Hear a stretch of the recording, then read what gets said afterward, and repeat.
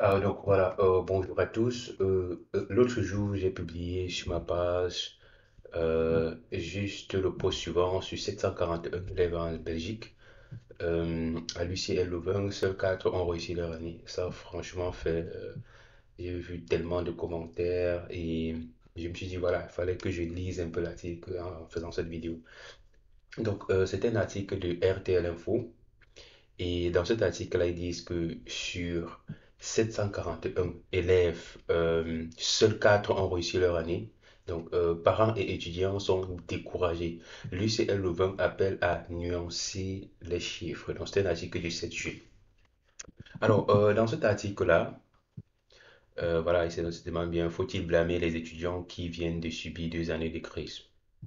Je pense que pour ceux qui sont en Belgique, ils savent très bien que pour les étudiants étrangers, ils savent très bien que l'Office ne tolère pas ce motif-là n'est pas assez accepté pour eux. Et dans ce chiffre aussi, donc sur les 741, je tiens à préciser que ce n'est pas que des étudiants étrangers. D'ailleurs, la majorité sont des étudiants soit belges, soit européens, etc.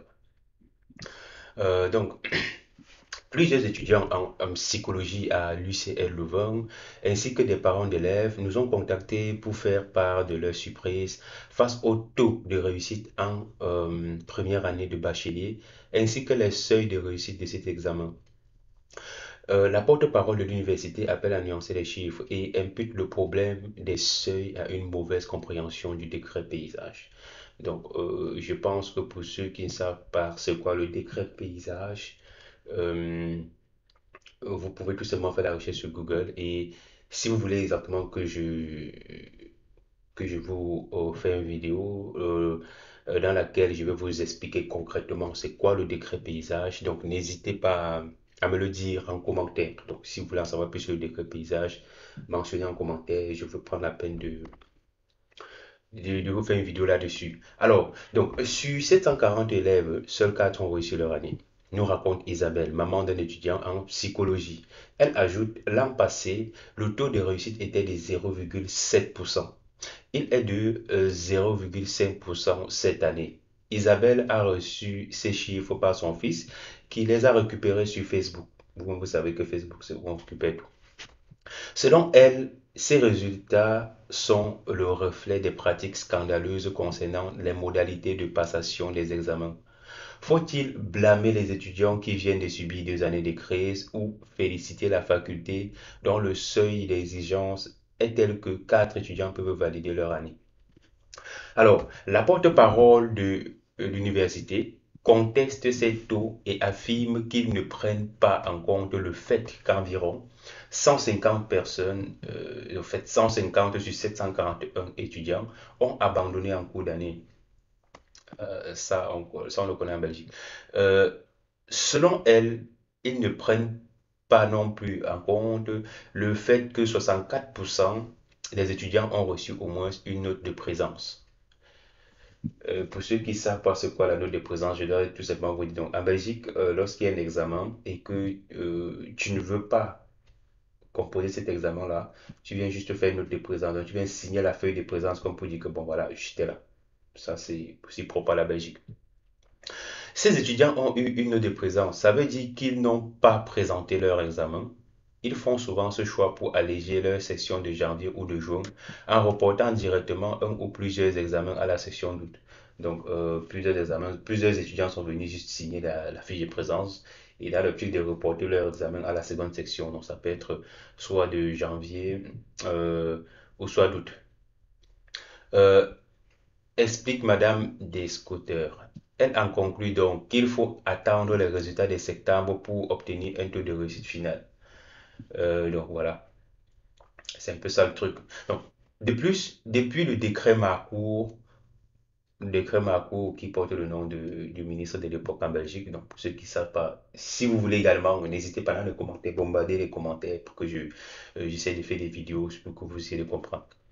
Mais sinon, sur Internet, vous avez toutes ces informations-là. On considère qu'un étudiant a réussi son année lorsqu'il a validé 45 crédits sur 60. D'ailleurs, c'est comme ça en Belgique. Pour qu'un étudiant soit considéré comme étudiant en situation de réussite, il doit obtenir 45 crédits sur les 60 dont porte son PAE par année. Cette année, nous avons déjà 181 étudiants qui ont atteint ce seuil et qui peuvent passer en deuxième, ajoute-t-elle. Enfin, il y a eu une erreur d'encodage qui va également modifier les chiffres. 40 étudiants auraient donc réussi les 60 crédits en juin et non 4. L'université nous fait comprendre que c'est une erreur. Mais bon, on s'en tient à ce qu'on lit dans l'article. L'université s'en est excusée auprès des étudiants. Si on relie les chiffres autrement, en tenant compte des abandons, des cotes de présence, des réussites partielles qui permettent d'aller en deuxième avec des cours à repasser du problème d'encodage, on s'approche donc, selon l'université, d'un taux de réussite de 34,83%. Les modalités d'examen également critiquées. Les étudiants se plaignent aussi des modalités des examens.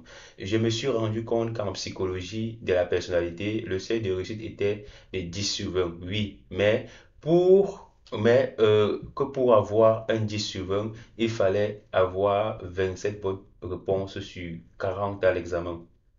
Écrit Chelsea sur Facebook. Isabelle, quant à elle, nous a écrit ces résultats entre guillemets, taux de réussite sont le reflet de pratiques scandaleuses concernant les modalités de passation des examens à la limite de la légalité. Pour avoir un 10 sur 20, il fallait avoir 27 bonnes réponses sur 40 à l'examen.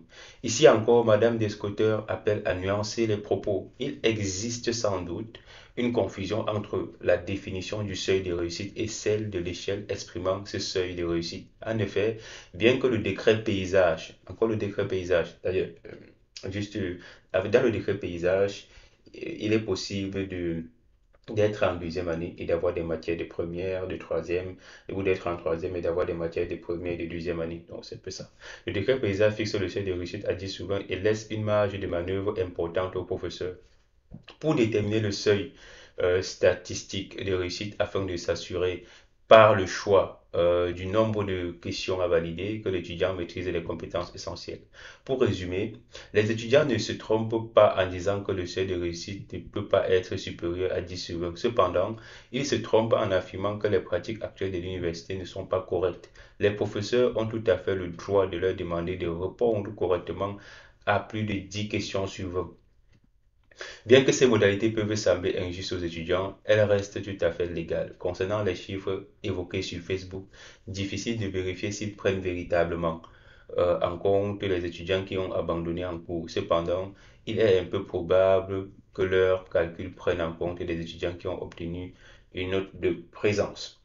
Donc, mon commentaire est que il faut attendre tout simplement en septembre pour voir ce que l'université doit donner comme information. Et pour ce qui est des étudiants étrangers, moi je pense que nous qui venons ici pour des études, on n'a pas droit à certaines erreurs. Donc pour ceux qui veulent faire comme des Belges, c'est-à-dire signer des papiers pour passer en seconde section tout simplement, c'est une erreur parce que il faut toujours se préparer. Même si le jour des examens, vous n'êtes pas assez prêt, passez l'examen tout quand même. Pourquoi? Parce que lorsque tu te mets dans les conditions de faire ton examen, même si tu ne réussis pas, au moins si tu as une idée de comment est-ce que l'enseignant a constitué l'épreuve, tu as au moins en fait, tu as appris à gérer le stress le jour de l'examen face à cette épreuve-là. Alors que quelqu'un qui vient tout simplement signer à la seconde section, il serait toujours dans la peau d'un nouveau, donc de quelqu'un qui ne sait pas comment, à quoi s'attendre.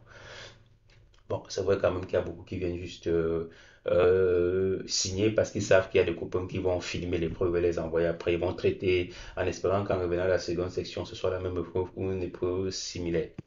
Donc voilà un peu tout ce que je voulais dire dans cette petite vidéo. Beaucoup de succès à tous ceux qui attendent les résultats et n'hésitez pas à vous abonner à la chaîne, lâcher un pouce j'aime et on se dit à très bientôt pour une nouvelle vidéo.